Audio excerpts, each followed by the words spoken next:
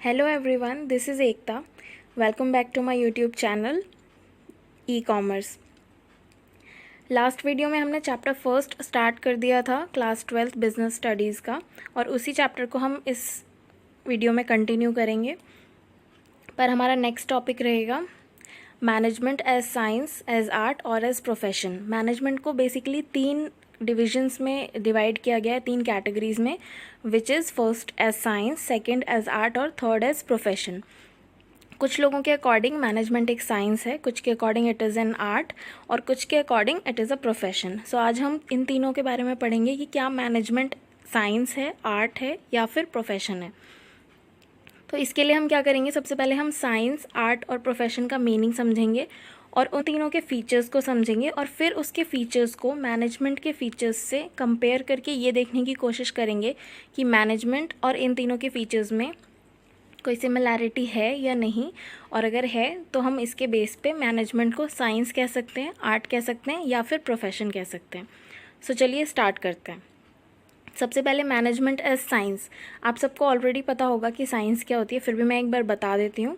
It refers to a systematic body of knowledge, जहाँ पर एक सिस्टमैटिक बॉडी होती है नॉलेज की, यानी कि जो भी आपके पास नॉलेज अवेलेबल है साइंस की, वो आपके पास थ्योरेटिकली प्रॉपर अवेलेबल है, which is acquired on the basis of observation and experiments. और आपको पता है साइंस के जितने भी रूल्स होते हैं या लॉज होते हैं वो ऑलरेडी काफ़ी बार एक्सपेरिमेंट्स और ऑब्जर्वेशंस करके ही डेवलप किए जाते हैं, और उसको आप कभी भी वेरीफाई भी कर सकते हो। यानी कि जो भी हम लॉज पढ़ते हैं या प्रिंसिपल्स पढ़ते हैं या रूल्स पढ़ते हैं साइंस में, उसको हम कभी भी अगर टेस्ट करेंगे तो रिज़ल्ट वही निकल कर आएगा जो आपको बताया गया है थ्योरेटिकली, तो उसका प्रैक्टिकल एप्लीकेशन भी सेम ही रहता है।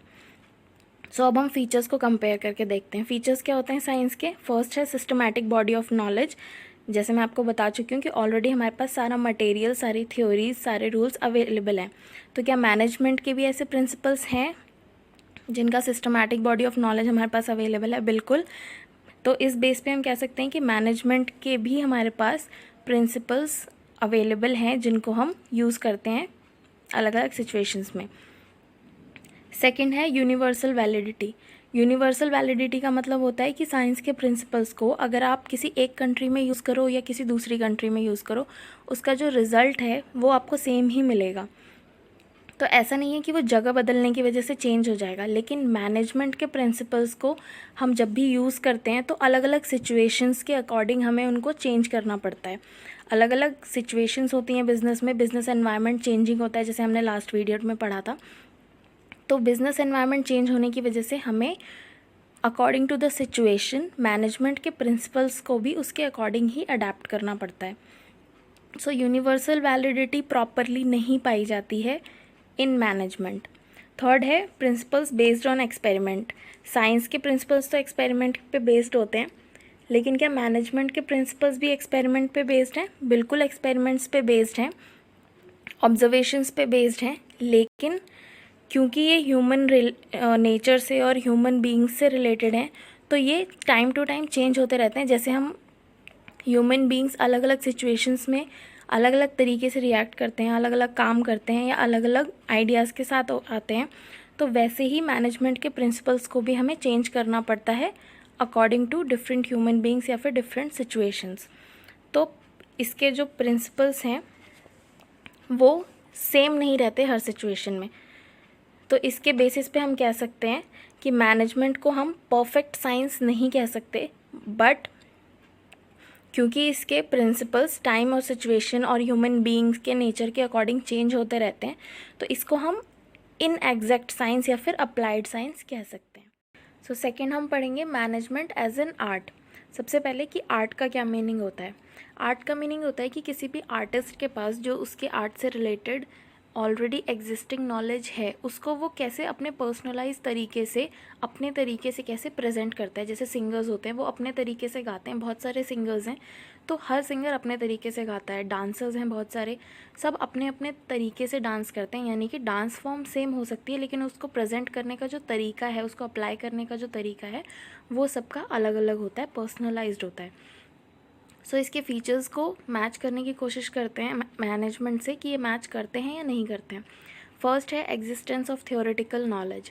सो आर्ट का फीचर है कि पहले से थियोरेटिकल नॉलेज एग्जिस्ट करनी चाहिए। आर्ट में तो करती है, क्या मैनेजमेंट में भी थ्योरेटिकल नॉलेज अवेलेबल है? बिल्कुल, हमारे पास स्टडी मटेरियल अवेलेबल है मैनेजमेंट से रिलेटेड काफ़ी सारा। सो फर्स्ट फीचर तो मैच करता है।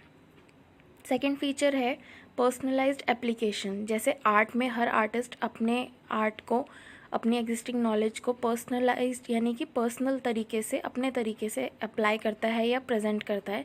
क्या मैनेजर्स भी वैसा ही करते हैं? बिल्कुल, क्योंकि मैनेजर्स ह्यूमन बींग्स हैं, तो हर ह्यूमन बींग सेम तरीके से काम नहीं कर सकता। मैनेजमेंट करते करते वो मैनेजमेंट को प्रेजेंट करते टाइम अपना ही तरीका यूज़ करते हैं। यानी कि अगर दो मैनेजर्स हैं जो सेम लेवल पे काम कर रहे हैं, तब भी उनके काम करने का जो तरीका है वो बिल्कुल सेम नहीं हो सकता। वो अपने अपने तरीके से काम करेंगे। अब जो भी मैनेजमेंट के प्रिंसिपल्स हैं या फंक्शंस हैं, उनको परफॉर्म करते टाइम उनका अपना ही स्टाइल निकल कर आएगा उसमें। सो ये फीचर भी मैच करता है। थर्ड है based on practice and creativity. यानी कि जैसे जैसे आर्टिस्ट अपने आर्ट को प्रैक्टिस करता जाता है और क्रिएटिविटी की तरफ जाता है, तो वैसे ही वो उसमें और ज़्यादा बेटर होता चला जाता है।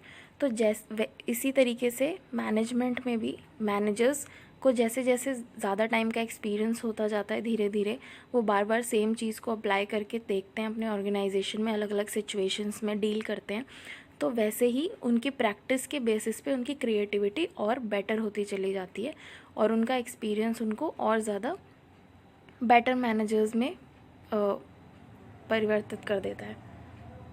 सो इस कंक्लूजन पे हम कह सकते हैं कि जो तीनों फीचर्स हैं आर्ट के, वो सारे पाए जाते हैं मैनेजमेंट में। तो इस बेसिस पे हम कह सकते हैं कि मैनेजमेंट एक आर्ट कहा जा सकता है, क्योंकि इसमें आर्ट के सारे फीचर्स पाए जाते हैं। सो मैनेजमेंट को हम इनएग्जैक्ट साइंस कह सकते हैं and as well as art भी कह सकते हैं। लास्ट हमें पढ़ना है management as a profession. So profession क्या होता है? ये एक ऐसी इकोनॉमिक एक्टिविटी है जो एक ऐसे पर्सन के द्वारा की जाती है जिसके पास कोई स्पेशलाइज्ड नॉलेज हो, जिसके साथ उसे ट्रेनिंग भी मिली हो। For example doctors, teachers, engineers, इन सब के पास एक स्पेशलाइज्ड नॉलेज होती है एंड उसके साथ they also get training along with it, जिससे वो सोसाइटी के अलग अलग पार्ट्स को सर्व कर सकते हैं। फॉर एग्ज़ाम्पल जैसे डॉक्टर हैं, तो वो एक इकोनॉमिक एक्टिविटी है, यानी कि उन्होंने पैसे कमाने के लिए उस प्रोफेशन में एंटर किया है, बट जो उनका फर्स्ट प्रायोरिटी होती है वो स्टिल वही होती है कि उनको अपने पेशेंट्स को सर्व करना है। सो it refers to an economic activity which is conducted by a person having some specialized knowledge along with the training, जिसको वो यूज़ करते हैं to serve the various sections of the society। अब हम आते हैं प्रोफेशन के फीचर्स पे और उसको कंपेयर करके देखते हैं मैनेजमेंट के साथ। फर्स्ट है well defined body of knowledge. जैसे प्रोफेशन में आपको जो भी नॉलेज प्रोवाइड की जाती है, ऑब्वियसली वेल डिफाइंड बॉडी होती है उसकी, प्रॉपरली आपको ट्रेनिंग के साथ प्रोवाइड की जाती है। वैसे ही मैनेजमेंट के प्रिंसिपल्स और मैनेजमेंट की भी जितनी इन्फॉर्मेशन है या जो भी उसके रिगार्डिंग नॉलेज है, वो सब हमारे पास प्रॉपरली अवेलेबल है। सेकेंड है रेस्ट्रिक्टेड एंट्री। जैसे कि हर प्रोफेशन में जाने के लिए कोई ना कोई एंट्रेंस एग्ज़ाम आपको क्लियर करना पड़ता है, बट क्या मैनेजमेंट में भी ऐसा कोई एग्ज़ाम क्लियर करना पड़ता है? नहीं, मैनेजर बनने के लिए आपको कोई ऐसा एग्ज़ाम क्लियर नहीं करना पड़ता अभी तक तो। सो आप अपने एक्सपीरियंस के बेसिस पे भी मैनेजर बन सकते हो। तो इट मीन्स कि रेस्ट्रिक्टेड एंट्री मैनेजमेंट में तो नहीं होती है। थर्ड है प्रोफेशनल एसोसिएशन, यानी कि प्रोफेशनल एसोसिएशंस होती हैं हर प्रोफेशन के लिए। जैसे डॉक्टर्स के लिए होती है मेडिकल काउंसिल ऑफ इंडिया, सो वैसे ही मैनेजर्स के लिए भी है all India managers association, that is AIMA। लेकिन अभी भी जो रजिस्ट्रेशन है AIMA में फॉर मैनेजर्स, वो कंपलसरी नहीं है। यानी कि रजिस्ट्रेशन आप करवा सकते हैं लेकिन दैट इज़ नॉट कंपलसरी। तो यानी कि प्रोफेशनल एसोसिएशन का जो पॉइंट है वो भी मैच नहीं करता है प्रोफेशन और मैनेजमेंट का। नेक्स्ट है एथिकल कोड ऑफ कंडक्ट। जो आपका प्रोफेशनल एसोसिएशन होता है आपके प्रोफेशन से रिलेटेड, वो आपको रूल्स एंड रेगुलेशंस प्रोवाइड करता है जिनको आपको फॉलो करना होता है। जैसे डॉक्टर्स का जो है कोड ऑफ कंडक्ट होता है वो उनको फॉलो करना होता है, तो वैसे ही मैनेजर्स के लिए भी होता है जो AIMA प्रोवाइड करता है। लेकिन जब रजिस्ट्रेशन ही कंपलसरी नहीं है, तो जो मैनेजर्स उसमें रजिस्टर नहीं है तो फिर वो तो लायबल ही नहीं है उसको फॉलो करने के लिए, राइट। तो एथिकल कोड ऑफ कंडक्ट भी एग्जैक्टली मैच नहीं करता है इन दोनों का। लास्ट है सर्विस मोटिव। प्रोफेशन का जो फर्स्ट पॉइंट होता है वो होता है कि आप अपनी सोसाइटी को सर्व करोगे, लेकिन क्या मैनेजर्स के लिए भी ये सर्विस मोटिव होता है? सर्विस मोटिव होता है, लेकिन वो सर्व करते हैं अपनी ऑर्गेनाइजेशन को एज मैनेजर्स, और लेकिन वो काम तो इकोनॉमिक उसके लिए ही करते हैं। सो वो ऑक्यूपेशन के लिए ही काम कर रहे हैं। सो सर्विस मोटिव भी प्रॉपरली नहीं फुलफ़िल होता। सो इसके बेसिस पे हम कह सकते हैं कि मैनेजमेंट कुछ फीचर्स को तो पूरा करता है प्रोफेशन के, लेकिन कुछ फीचर्स को नहीं करता है। बट हो सकता है कि आने वाले टाइम में मैनेजमेंट एज अ प्रोफेशन भी ग्रो करे इंडिया में, जो कि बहुत स्लोली ग्रो कर रहा है अभी तक। So this is it for today's video guys. अगर आपको कोई डाउट है या कुछ पूछना है तो आप कमेंट सेक्शन में पूछ सकते हैं। नेक्स्ट वीडियो आपको कल मिल जाएगी, और लाइक कीजिए, शेयर कीजिए, कमेंट कीजिए, और प्लीज़ सब्सक्राइब कीजिए चैनल को, सो दैट आपको जो भी नेक्स्ट वीडियोज़ की नोटिफिकेशंस है वो आपको मिल जाए। Please press the bell icon. Thank you, bye bye.